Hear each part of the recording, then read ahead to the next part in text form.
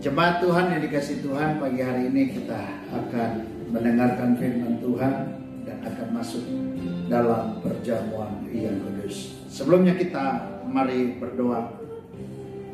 Tuhan Yesus, terima kasih kepada Tuhan, dan pada saat ini kembali kami akan dengarkan firman Tuhan. Tuhan memberkati peribadatan kami dan pemberitaan firman Tuhan. Terima kasih Tuhan, kami serahkan pemberitaan ini ke dalam tangan-Mu, di dalam nama Tuhan Yesus Kristus. Haleluya, amin. Firman Tuhan pada pagi hari ini terambil dari Matius pasal 27 ayat yang ke-26. Matius pasal 27 ayat 26, demikian firman Tuhan berkata, lalu ia membebaskan Barabas bagi mereka, tetapi Yesus disesahnya, lalu diserahkannya untuk disalib. Pagi hari ini kita ingin belajar dari satu tokoh yang ditulis oleh Matius yang bernama Barabas. Barabas menurut beberapa literatur dicatat bahwa dia adalah pemberontak nasionalis. Karena pada saat itu Israel ada dalam jajahan Romawi. Tetapi juga Barabas di dalam memperjuangkan perjuangan Israel atau Yahudi dalam rangka mengembalikan Yahudi kepada bangsanya dengan cara-cara yang tidak memuliakan Tuhan. Di dalam ayat yang ke-16 dikatakan, dan pada waktu itu dalam penjara seorang yang terkenal kejahatannya yang bernama Yesus Barabas. Alkitab mencatat bahwa Barabas ini sangat terkenal kejahatannya. Dan dia adalah kelompok pemimpin perjuangan bagi Yahudi, dan dia adalah kelompok radikal yang melawan tentara Romawi. Dia berada dalam golongan Zelot, dan dia selalu merampok dan membunuh. Dalam rangka perjuangannya, dia melakukan tindakan-tindakan yang sangat keji. Makanya Alkitab bilang bahwa ia adalah orang yang terkenal kejahatannya. Saudara yang dikasihi dalam Tuhan, pada saat Barabas ada di dalam penjara, Barabas adalah orang yang akan digantung di kayu salib pada saat itu. Dia harus mati di kayu salib karena kelakuan dan kejahatannya. Tetapi pada sebuah peristiwa itu, pada saat itu kita bisa melihat tokoh-tokoh agama dan juga orang-orang Yahudi membawa Yesus kepada Pontius Pilatus.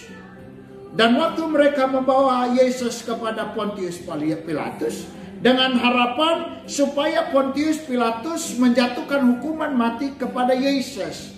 Karena orang-orang Romawi, orang-orang Yahudi, mereka tidak berani melakukan tindakan pembunuhan. Maka mereka membawa Yesus kepada Pontius Pilatus. Tetapi setelah diperiksa oleh Pontius Pilatus, tidak ditemukan adanya kesalahan dari diri Yesus.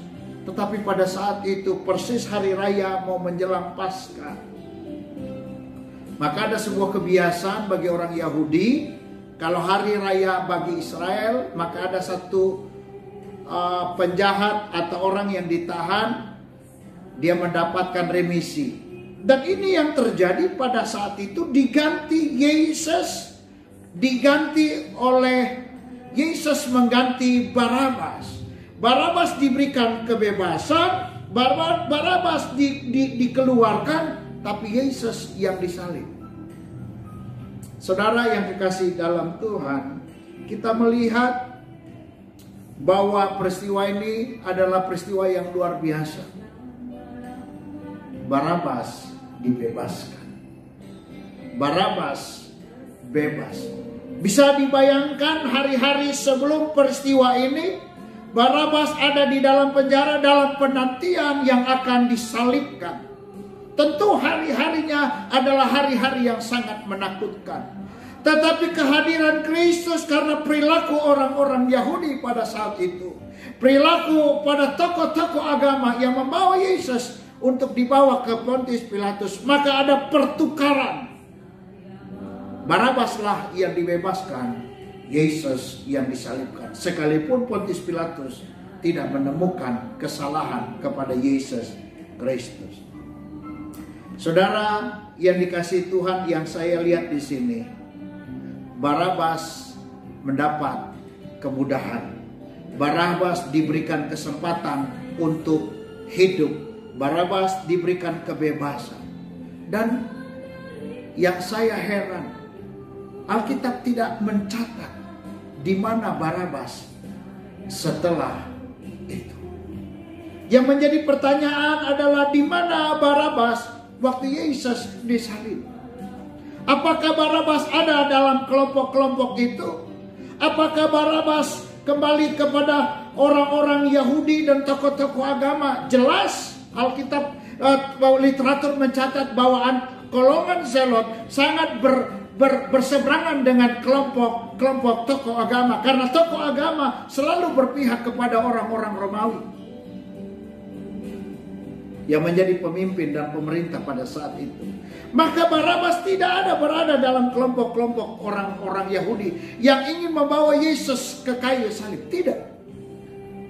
Beberapa literatur mencatat bahwa Barabas kembali ke dalam perjuangannya bersama orang-orang Yahudi yang dikenal dengan kelompok radikal dari golongan Zelot. Di mana Barabas waktu Yesus disalib? Alkitab tidak mencatatnya di mana Barabas. Tetapi literatur mencoba mengasumsikan bahwa Barabas kembali kepada perjuangan. Kalau Alkitab tidak mencatat setelah peristiwa ini, apakah dianggap bahwa Barabas tidak penting? Saya melihat, sebagai anak Tuhan, saya melihat penting. Barabas penting. Karena apa? Karena Barabas adalah simbol dari orang-orang, anak-anak Tuhan yang saat ini yang tidak tahu berterima kasih kepada Tuhan. Barabas harusnya dia berterima kasih kepada Yesus karena Yesus menjadi penggantinya. Karena Yesus yang harus menanggung beban dosanya. Karena Yesus yang harus disalib karena kelakuannya. Barabas tidak tahu berterima kasih. Apakah peristiwa Barabas mengganti Yesus adalah kebetulan? Jawabannya tidak kebetulan. Barabas dihadirkan dan terlibat dalam peristiwa ini. Ini untuk membuka mata orang-orang, untuk membuka mata anak-anak Tuhan pada masa-masa yang akan datang. Ada banyak anak-anak Tuhan yang bersikap seperti Barabas, yang tidak tahu berterima kasih kepada Tuhan. Barabas menerima keselamatan. Dia tidak disalibkan, tetapi dia tidak mau hadir dalam peristiwa ini. Saudara yang kekasih dalam Tuhan, ada tipe Kristen yang seperti Barabas, yang hanya mau pertolongan Tuhan. Dan ketika peristiwa salib terjadi, penderitaan terjadi, tidak bersedia ikut dalam penderitaan ini. Saya sangat percaya kepada anak-anak Tuhan di jemaat GKR ini yang saya cintai. Saya sangat yakin bahwa sekalipun dalam keadaan pandemi global ini, penderitaan yang begitu sulit yang saat ini kita alami bersama, tapi tidak membuat serta-merta dalam hidup kita untuk kita tidak setia kepada Tuhan. Dan saya percaya kesulitan yang engkau alami tidak mengubah kesetiaanmu kepada Tuhan. persoalan penderitaan yang kita alami untuk anak-anak Tuhan di jemaat ini tidak mengubah iman kita kepada Tuhan, tidak meninggalkan Kristus, tidak meninggalkan Tuhan, hanya disebabkan karena penderitaan ini. Jangan jadi seperti Barabas yang bersedia dibebaskan, bersedia diselamatkan, tetapi tidak bersedia mengikut Yesus sampai kepada pengiringannya di kayu salib. Saudara yang dikasihi Tuhan, saya melihat kebenaran ini. Saya bersyukur kepada Tuhan dan saya percaya jemaat Tuhan yang hadir dan yang ada, yang memperhatikan video ini tetap setia kepada Tuhan. Dan saya melihat pertanyaan yang kedua yang saya pertanyakan, mengapa Barabas tidak bersedia menjadi murid Yesus? Alkitab tidak pernah mencatat bahwa Barabas menjadi murid Yesus. Mengapa Barabas tidak bersedia menjadi murid Yesus? Saudara yang kekasih, peristiwa pembebasan Barabas itu disebabkan karena dia tahu ada peristiwa Paskah, maka ada yang dibebaskan. Dan dia juga sadar bahwa banyak orang yang secara demokratis meminta Barabas keluar, dibebaskan dan menggantikan Yesus. Inilah sebuah jawaban. Mengapa Barabas tidak bersedia menjadi murid Yesus? Kenapa? Karena dia, Barabas, tidak bisa melihat bahwa semua peristiwa ini, baik hari Paskah yang ditentukan itu, baik orang banyak, dia tidak dapat melihat bahwa itu bagian daripada kebaikan Tuhan yang harus dia alami. Saudara yang dikasihi Tuhan, jangan seperti seorang yang bernama Barabas ini. Tidak bisa melihat kebaikan Tuhan di tengah peristiwa yang dimana dia lihat itu adalah kebetulan. Dia tidak bisa melihat kebaikan Tuhan di mana ada orang-orang yang membebaskan dia. Dia tidak bisa melihat. Dan dia tidak bisa melihat kebaikan Tuhan dan rencana Tuhan, Yesus yang mengganti dia. Dia tidak bisa melihat. Berbeda dengan kita, anak-anak Tuhan. Kita adalah orang yang bisa melihat kebaikan Tuhan di tengah-tengah kesulitan hidup. Kita adalah orang-orang yang bisa melihat kemurahan Tuhan di tengah-tengah kesulitan hidup ini. Kita berterima kasih kepada Tuhan. Jangan seperti Barabas yang dibebaskan, yang dilepaskan, tapi dia tidak bisa melihat kebaikan dan kemurahan Tuhan. Dari pelajaran ini ada 3 pelajaran yang perlu kita pelajari.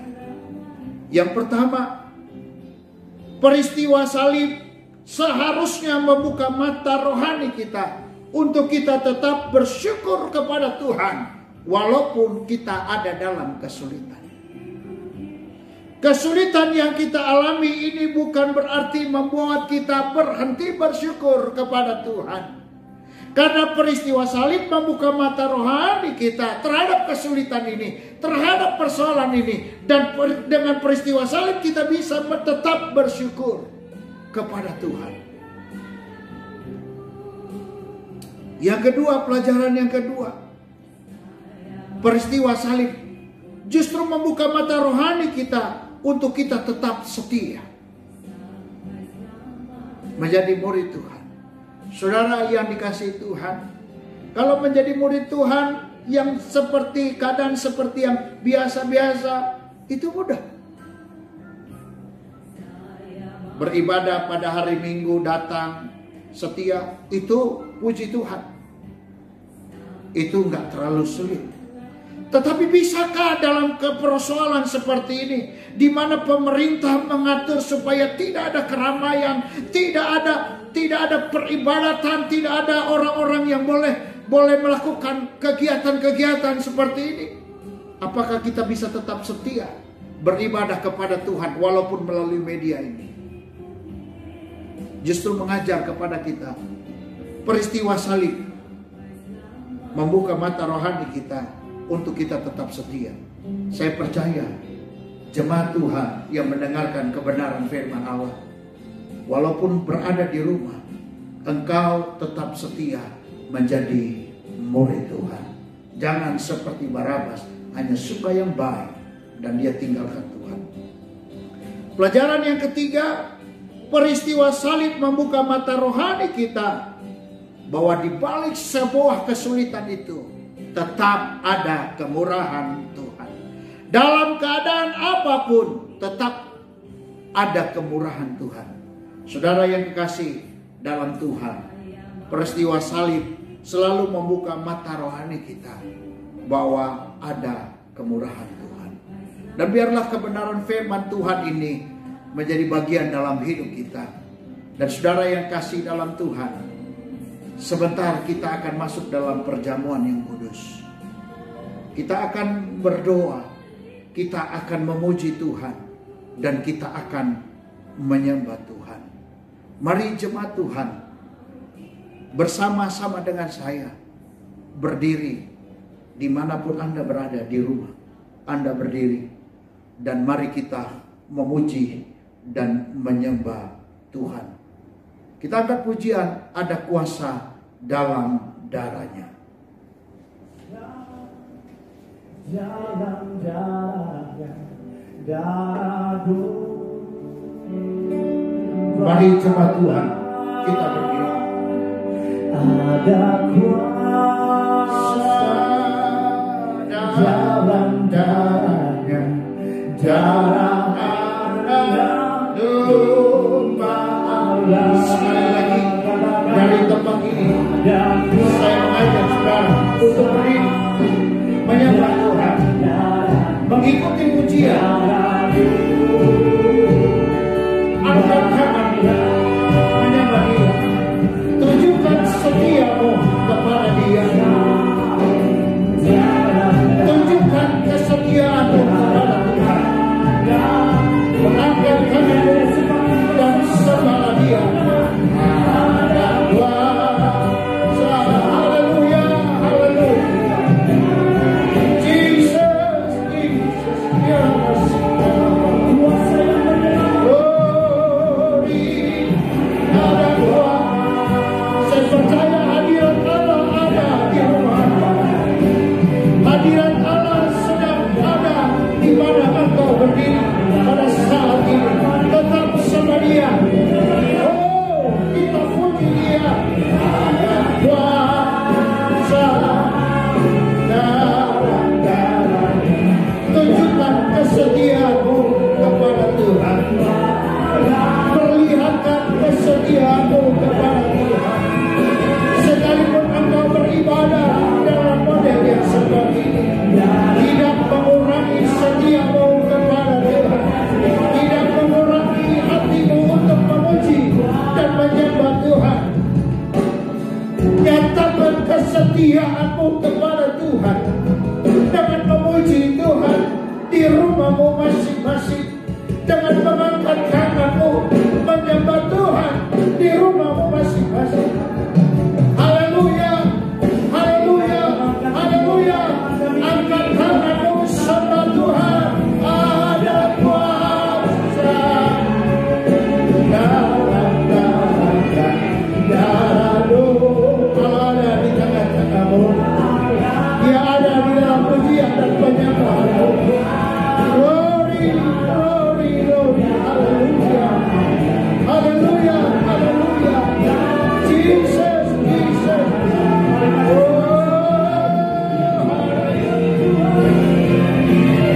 Ada kuasa dalam darahnya.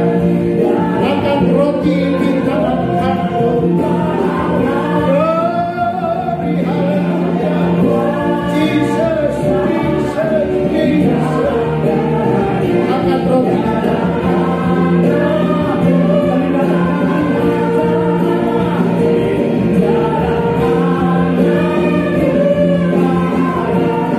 Haleluya. Darah anak domba Allah. Haleluya.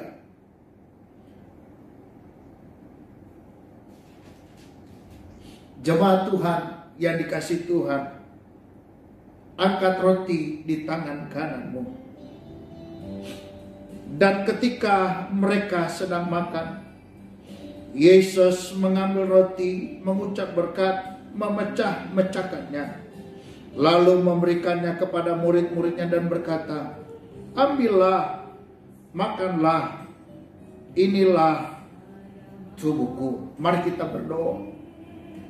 Roti ini adalah lambang daripada tubuh Kristus yang dipecah-pecahkan di kayu salib untuk menebus segala dosa kami. Kami yang tidak berkenan diperkenankan, kami yang tidak layak dilayakkan, kami yang seharusnya ada dalam kematian kekal, kami diberikan kepastian hidup kekal. Kami makan roti ini di dalam nama Tuhan Yesus Kristus.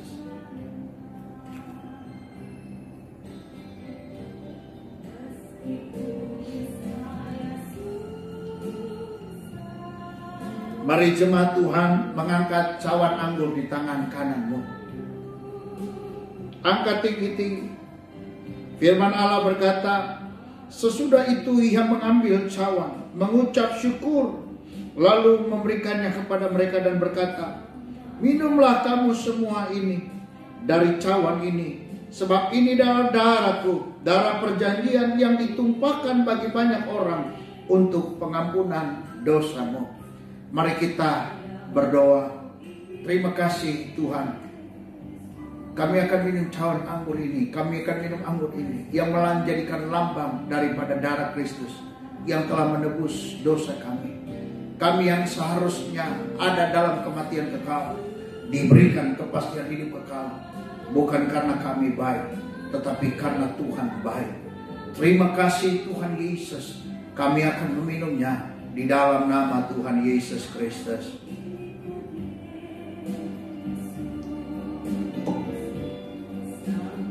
Mari kita berdoa. Terima kasih Tuhan, kami sudah melakukan perjamuan yang kudus ini. Kalau ada jemaat Tuhan yang lemah, Tuhan kuatkan. Kalau ada yang susah, Tuhan hiburkan. Dan kalau ada yang sakit, Tuhan sembuhkan. Terima kasih Tuhan.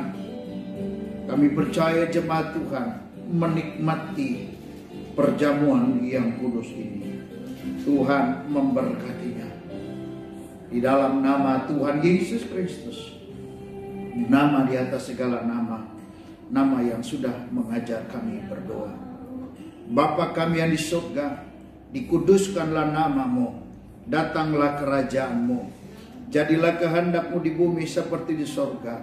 Berikanlah kami pada hari ini makan kami yang secukupnya. Dan ampunilah kami akan kesalahan kami, seperti kami juga mengampuni orang yang bersalah kepada kami. Dan janganlah membawa kami ke dalam pencobaan, tetapi lepaskanlah kami daripada yang jahat. Karena Engkaulah yang mempunyai kerajaan dan kuasa dan kemuliaan sampai selama-lamanya. Amin. Tuhan Yesus memberkati.